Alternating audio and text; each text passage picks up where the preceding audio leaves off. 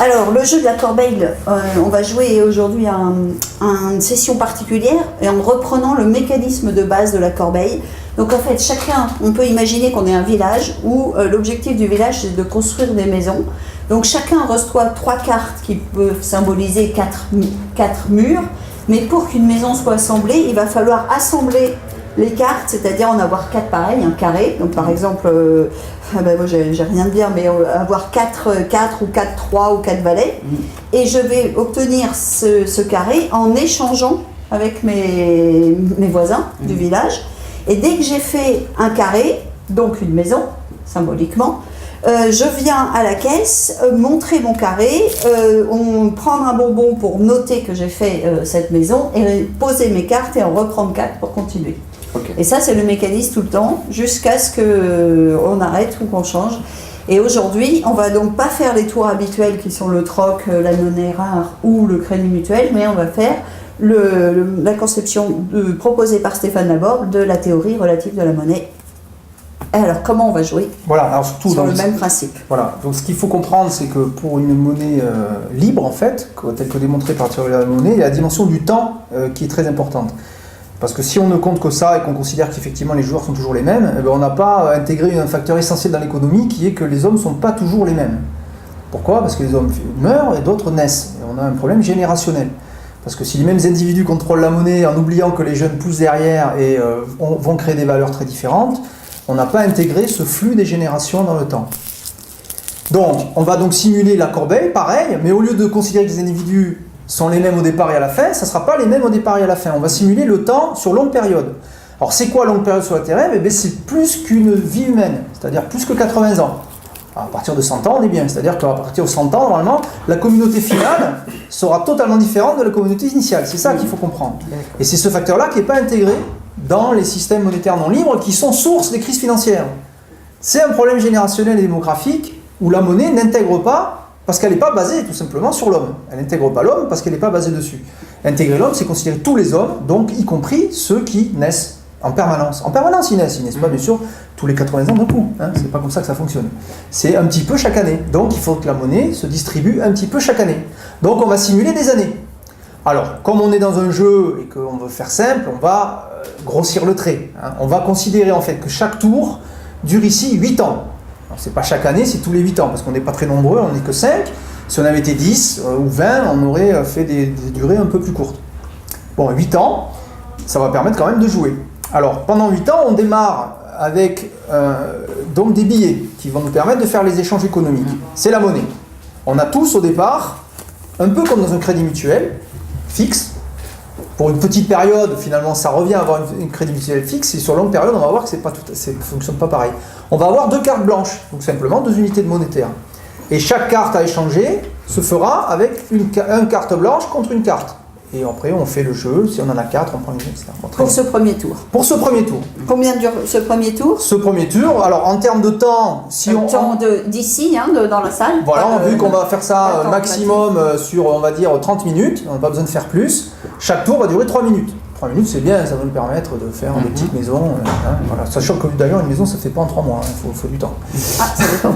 Entre la signature chez le notaire, l'accord de construction, etc., ça prend du temps. Au bout d'un tour, qu'est-ce qui se passe? Eh bien, l'un d'entre nous va, entre guillemets, mourir. Bah oui, parce qu'il est vieux, et en fait, on a tous ici, on représente des générations différentes, on a tous des âges différents. Donc on a classé ici nos joueurs selon la génération qu'ils représentent, en fait. On peut même considérer que ce n'est pas des joueurs individuels qu'on représente, mais toute une génération de joueurs, de villageois. Les plus jeunes, les un peu moins jeunes, les un peu encore moins jeunes, et les plus âgés. Donc là, c'est Mathieu qui joue le rôle le plus âgé du premier tour. Au deuxième tour, il ne sera pas tout à fait encore mort parce qu'il va mourir qu'au bout de 16 ans, le pauvre. Donc au bout de 8 ans, il sera un peu plus vieux. Mais on va rajouter de la monnaie, c'est ça surtout qui compte. On va ajouter une nouvelle couleur. Alors c'est là que rentrent en jeu les couleurs, pour éviter d'avoir trop de billets à gérer. On va rajouter des billets jaunes. Alors les couleurs sont indexées ici. Je ne sais pas si on le voit. Un vert vaut 2 blancs, un jaune vaut 2 verts, et un blanc vaut enfin 2 jaunes. Donc on aura toujours au maximum que 2 couleurs dans le jeu. Donc là on a des blancs, au deuxième tour on aura 2 jaunes, mais les jaunes valent 2 fois plus que les blancs. On est au bout de 8 ans, on a augmenté considérablement la monnaie, Parce qu'on n'a pas fait toutes les années. Normalement, c'est un petit peu chaque année, et au bout du temps, ça finit par faire effectivement un peu plus. Donc chaque jaune vaudra 2 blancs, on recevra 2 jaunes. Et le coup d'après, au deuxième tour, là cette fois, Matthew va nous quitter, mais en fait il va renaître, c'est-à-dire qu'il va transmettre son héritage, il aura créé des choses, il va choisir lequel d'entre nous est son héritier, il va lui transmettre ses valeurs, c'est-à-dire les bonbons en fait finalement qu'il a eu, plus les billets qu'il aura aussi, parce que quand on hérite de tout, on hérite de la monnaie qu'on a, et puis on hérite aussi des valeurs. Les valeurs, c'est pas la monnaie, mais les deux constituent des valeurs.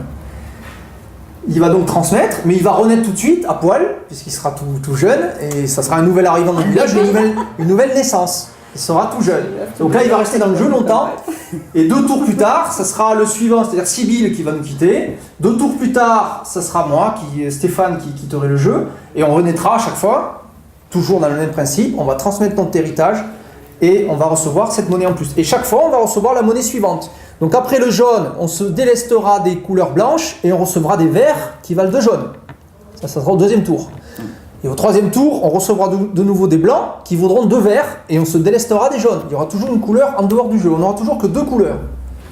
Ce qui fait qu'à tout instant, dans le jeu, on aura en fait 6 unités de base.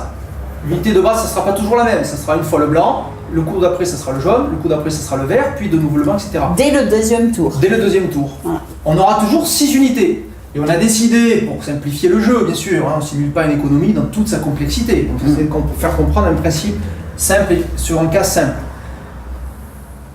On va décider que chaque carte d'échanger s'échange pour 3 unités. Voilà, donc il faudra à chaque fois se délester de 3 unités pour pouvoir échanger une carte. Sauf au premier tour, puisqu'on n'aura que des unités blanches, où cette fois, ça sera 2 unités. Une carte, une unité. Une carte, une unité.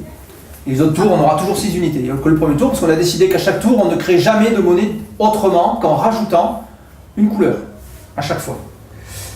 Et donc, pour n'importe quel temps, on aura toujours, à part le premier donc, mais pour n'importe quel temps, on aura toujours 6 unités en main, en moyenne bien sûr, parce que les échanges étant faits, il y en a qui auront plus de monnaie que d'autres, mais en moyenne, on aura toujours 6 unités, et on échangera une carte contre 3 unités.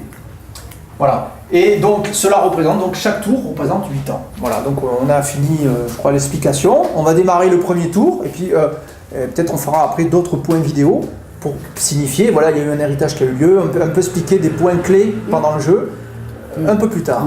Voilà, on se retrouve. Donc, voilà, donc on est là, on est maintenant au 4e tour en fait. La fin du 4e. La fin du 4e tour, Oui. ça on a joué depuis un quart d'heure en gros, pas plus.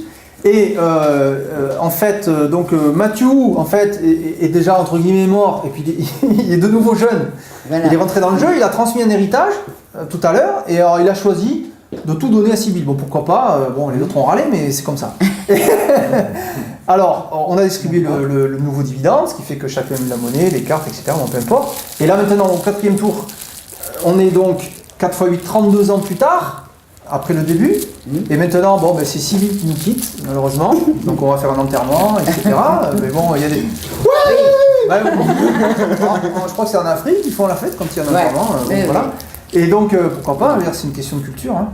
Et, mais par contre, elle va renaître tout de suite. De ce côté-là, c'est pas trop gênant. Mais elle est venue. Avant. Mais elle Avant doit, de renaître, voilà, elle doit- comme elle s'en va, évidemment, par contre, les valeurs qu'elle a contribué à créer, les maisons, et tout ce qu'on peut, ou autre chose, si on imagine. Tous bonbons, vous imaginez Voilà, bien. elle va décider, et forcément, ça nous intéresse. Donc, Dans les cartes, tu leur mets elle va là. décider à qui, parmi les joueurs, elle va le transmettre en intégralité ou à quelques-uns, ou enfin, c'est elle, selon son héritage. Elle rend ses cartes parce qu'elle va. Les cartes ne représentent qu'en fait que l'interaction économique qu'on a, c'est immatériel en fait. Et elle, en renaissant, elle aura de nouveau des cartes pour fabriquer des valeurs. Voilà. Voilà. Donc, mais là, c'est bonbon par contre. Et sa monnaie, elle a quoi comme monnaie? Elle a quasiment rien en fait. Ah si, ça vaut 2.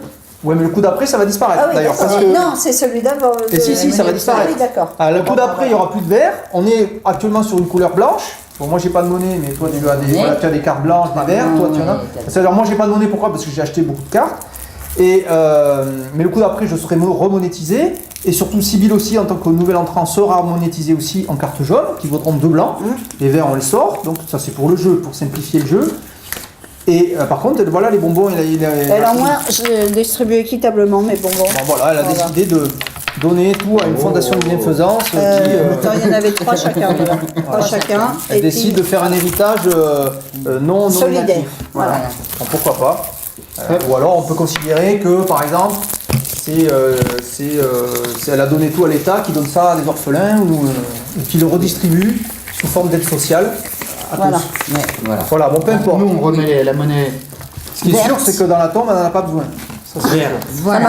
Ça m'a fait mal de mourir. Hein. Donc voilà, donc là, elle le récupère donc, Heureusement qu'elle va renaître. 4 nouvelles cartes et tous on Tout reçoit est neuve. 2 jaunes. Donc on se débarrasse de la monnaie la plus ancienne, les verts. Normalement, dans une vraie économie à monnaie libre, on se débarrasse jamais de la monnaie. Les nombres, ça s'accumule sans poids, il n'y a pas de poids, on n'a pas besoin, ça deviendrait des centimes normalement ces verts. Mais là, pour le jeu, on ne veut pas jouer avec trop de billets, donc on élimine l'ancienne monnaie pour rajouter la nouvelle qui vaut plus. Ces 2 jaunes maintenant valent 2 blancs.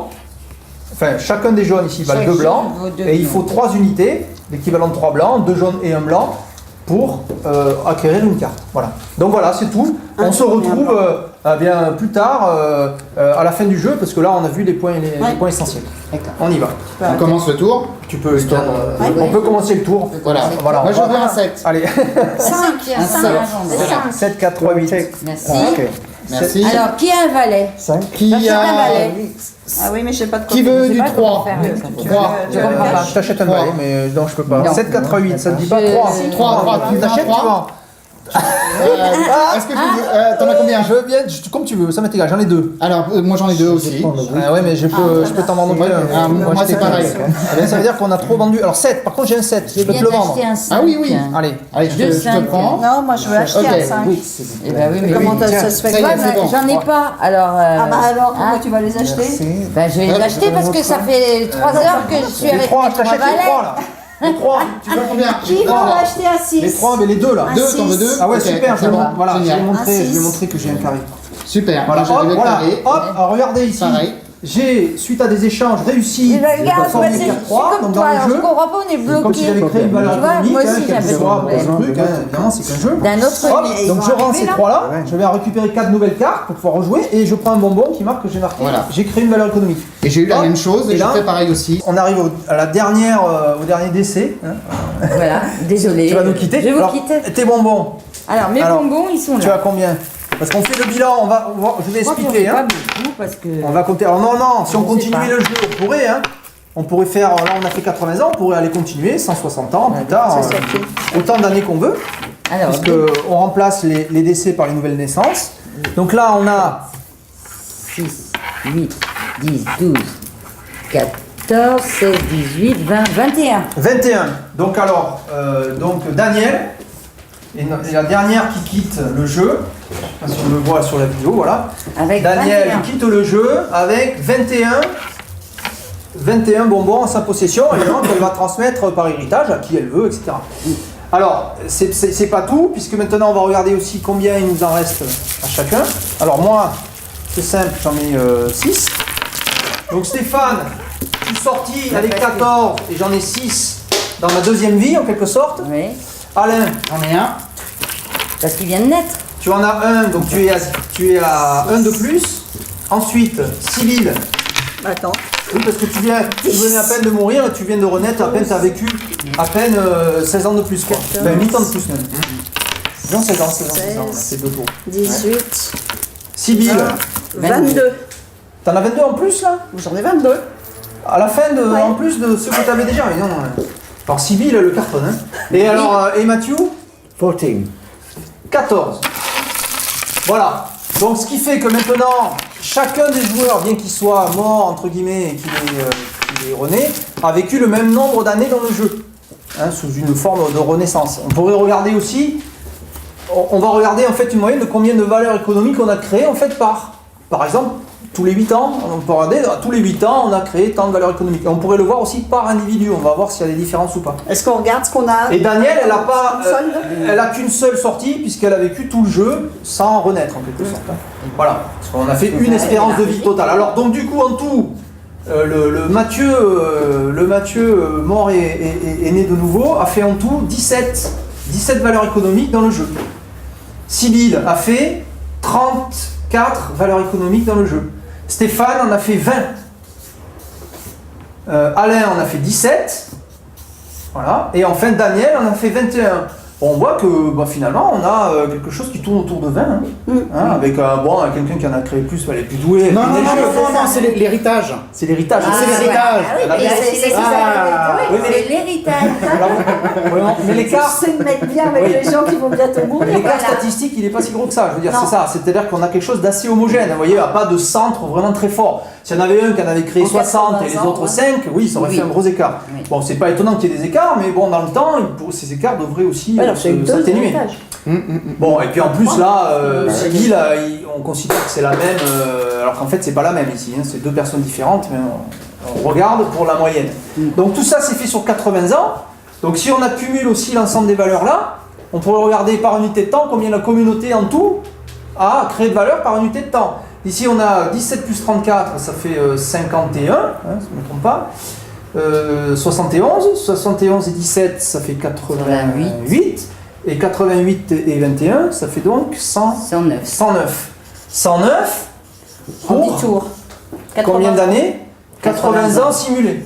80 ans simulés, environ.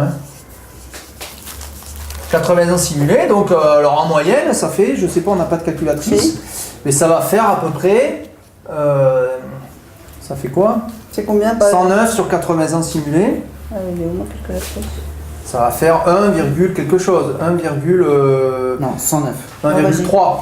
1,3, c'est ça 1,3 et quelques. 1,35. On construit une année, une maison. Ouais. Une maison par année. 36 ou 35? 1,3625. Non. 109 par 80? Ouais.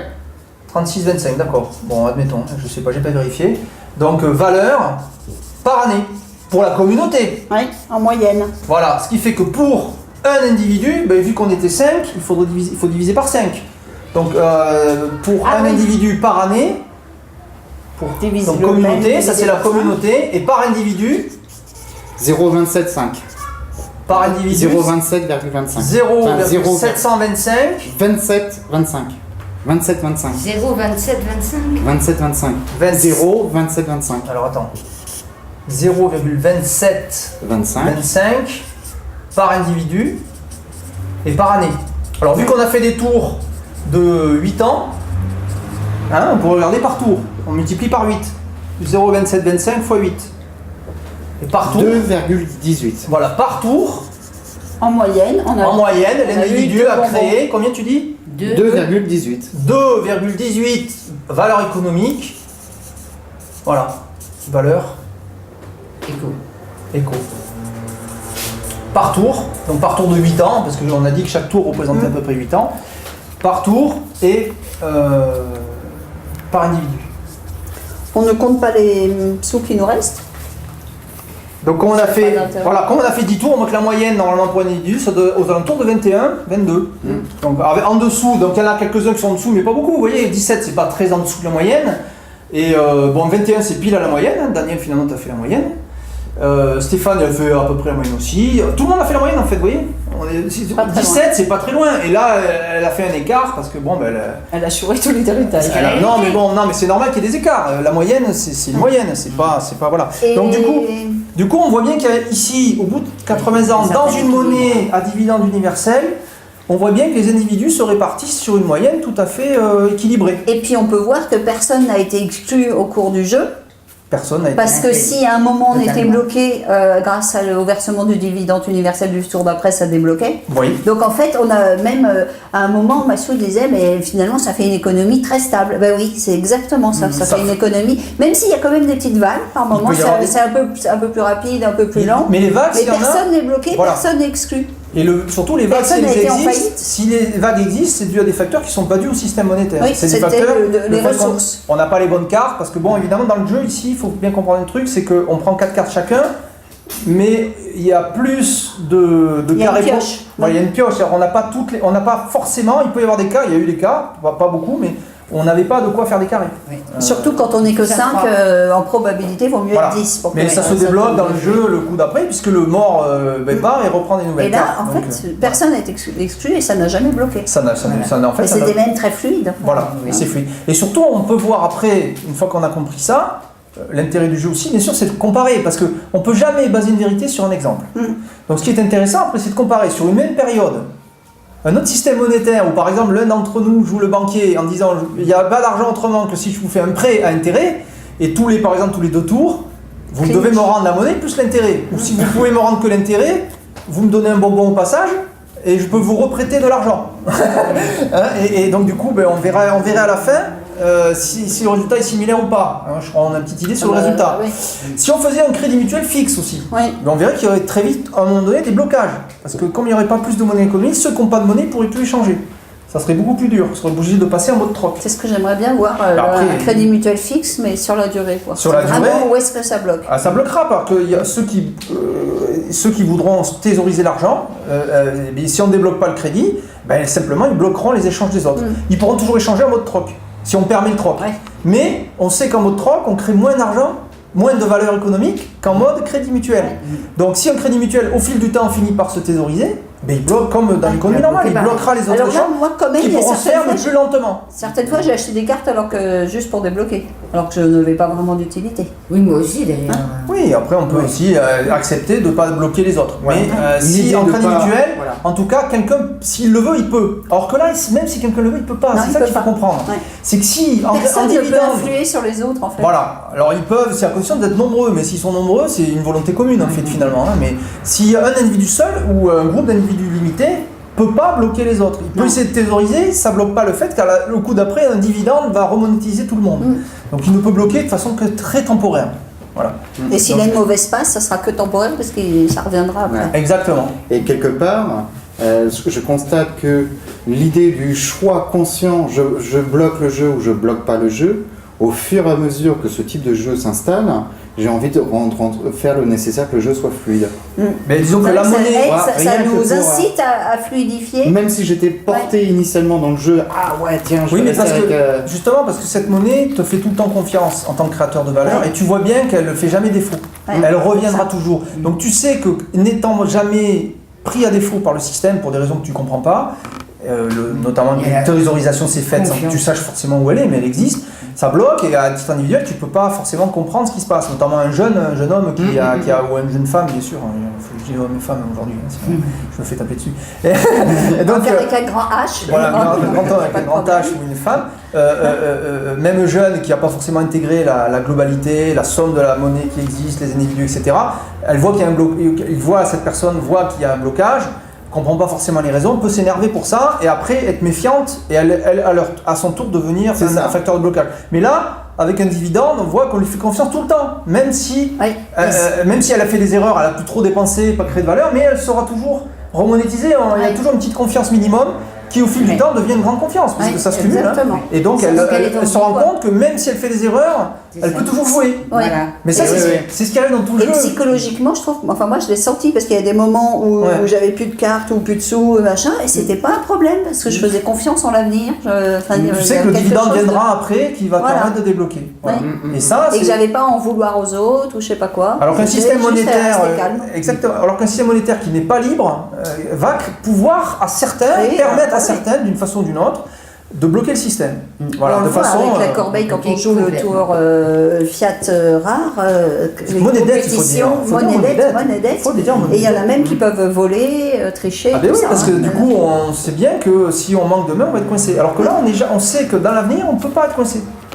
Et même, on a tendance à faire confiance aux tout jeunes. Tout à l'heure, Mathieu, le pauvre, il venait de renaître. Bon, ben voilà, moi, j'avais pas peur de lui. Je sais qu'il allait être. Même si au départ, d'ailleurs, il a un peu moins. Parce que quand on est, on a vécu moins de temps, on a créé moins de valeur économique. Donc on a un peu moins de monnaie au début, puisqu'on reçoit juste un dividende, mais dès le deuxième tour, on a autant de monnaie que les autres. Donc ça va très vite en fait, on est monétisé très rapidement. Donc, mais ça se fait quand même au final. On accompagne aussi en quelque sorte le passage à l'âge adulte en fait de chaque nouvelle naissance. Ça se fait petit à petit et on rentre dans le jeu économique petit à petit. Et on n'est jamais inquiété de mais ce qui est bien, c'est que la personne qui est née est aussi considérée directement souveraine. Directement. Il n'y a pas à prouver, je sais pas quoi, qu'on mérite sa place sur Terre. Il n'y a pas besoin de mériter que vous existez. Non, vous existez et d'entrée, vous faites partie du système monétaire. Alors, ça ne veut pas dire qu'il n'y a pas des communautés différentes et des systèmes monétaires différents. Et qu'on n'est pas tous exactement les mêmes. Voilà. Mais ceux qui sont acceptés au sein du système monétaire sont d'emblée considérés comme les autres durant leur vie. Et ce facteur temps qu'il faut comprendre et intégrer. Et ce jeu La Corbeille, pour ça, est magnifique. Et je pense que là, on a vu cette dimension de temps qui permet de voir ce passage. Et puis voilà, cette histoire de mort, on laisse un héritage et de renaissance. Alors bien sûr, on pourrait avoir aussi des individus dans le jeu qui décident de donner en héritage à un individu déterminé, mais cet individu-là, il va mourir de toute façon lui aussi et il fera un choix qui ne dépend pas forcément du précédent. Voilà. Moi, c'est ce qui m'est arrivé. J'ai reçu beaucoup, mais après, comme je suis morte, j'ai dû rendre. Voilà, tu dois te rendre, et ceux à qui tu as donné, ils ont fait un choix différent du tien en termes de répartition d'héritage. Et ça regarde les individus. Et effectivement, la valeur portée, quelque part dans une globalité, tout va se réguler, mais ponctuellement, certains est plus en préférence 2 ou en préférence 2 ou en préférence 2, mais en fait c'est la communauté globalement qui va révéler le truc. Exactement, comme tu disais effectivement ponctuellement, mais ce qui compte finalement c'est de vérifier qu'à la fin de sa vie, on a bien une moyenne qui est atteinte. Et on voit bien qu'elle est atteinte. Et ici d'ailleurs on est 5 individus qui ont une connaissance différente de ce jeu. Moi c'est que la deuxième fois que je joue. Et finalement je suis arrivé à peu près à la moyenne. Bon, Daniel est arrivé enfin tout le monde est arrivé à peu près à la moyenne. Et je suis sûr que si on fait le jeu, alors il y aura des cas où il y a toujours un peu d'écart, c'est normal. Il y aura des écarts, mais il y aura quand même une assez bonne homogénéité. Et il n'y aura pas d'endroit. Surtout pas d'exclus. Il n'y aura pas d'exclus, puis il n'y aura pas d'endroit dans l'économie. Imaginons le jeu à 300 joueurs avec des groupes qui se forment, qui ne se rencontrent pas forcément parce que. Oui, parce qu'à 300, on voit. Il n'y aura pas d'endroit où il y aura d'assèchement. Il y aura des endroits où ils vont créer des valeurs et chacun se retrouvera au milieu de gens qui savent jouer. Et donc, pourront avoir une fluidité, il y aura une aération, il n'y aura pas d'endroit privilégié devant ce point-là, comme il y a dans les économies non libres, où il y a des zones comme à Paris par exemple, où beaucoup de monnaie a été déversée pendant 40 ans ou 80 ans, et pas du tout au Larzac. Donc il ne faut pas s'étonner du résultat. C'est pas étonnant qu'il y ait un désert économique à un endroit, une richesse économique de l'autre, si au départ, la monnaie n'a pas été versée sur la base des individus, mais sur toute autre chose. Donc les individus vont là où il y a la monnaie finalement. Donc, on a un système qui, sans le savoir ou en le sachant peut-être, mais a favorisé certains individus au détriment des autres, et donc certains espaces économiques au détriment d'autres. Et donc certaines valeurs économiques au détriment de valeurs tout aussi valables. Voilà. Et en imposant le système de valeurs aux générations futures. Et en imposant un système de valeurs connu, donc en niant l'innovation. Parce que l'innovation, par définition, ça ne se finance pas, parce que celui qui prétend financer l'innovation prétend savoir d'emblée ce qui est censé ne pas être connu. Puisque l'innovation ne pas être connue. Par définition. Ne pas être quoi, novateur, c'est ne pas être connu justement. Sinon c'est pas novateur. Si vous créez un truc connu, c'est pas novateur. C'est pas parce que vous arrangez un système pour le rendre plus beau que ça en fait une véritable innovation. Ce qui est véritablement innovant, c'est justement ce qui n'est pas perçu comme étant en valeur. On peut terminer là. Oui. Voilà, on termine là donc cette première expérience du jeu La Corbeille, inventé, créé par Matthew Slater ici, notre anglais préféré, qui a une barbe magnifique, et Sybille Saint-Giron. La première implémentation de nouveaux codes monétaires. Ce système est pensé dès le début sur ça, vraiment magnifique cette idée, d'avoir proposé un jeu qui fait tester quoi ? Non pas le fait de jouer pour créer des valeurs économiques et tout, non, le fait de tester comment un code monétaire finalement influe de façon différente selon le code, selon la répartition des valeurs à la fin qui est obtenue. C'est ça, comment il influe de façon objective avec les chiffres qu'on peut voir là, et puis de façon subjective dans quel état ça nous met. Et dans quel état ce que nous souhaitons, c'est trouver des systèmes qui nous rendent meilleurs à l'intérieur et à l'extérieur. Voilà, et qui nous permettent à chaque individu de pouvoir développer les valeurs qu'il estime lui comme étant bonnes. C'est ça. En respectant bien sûr les lois et en faisant pas des choses qui s'avèrent nuisibles, mais ça à la limite c'est de l'ordre de la justice, pas du système monétaire.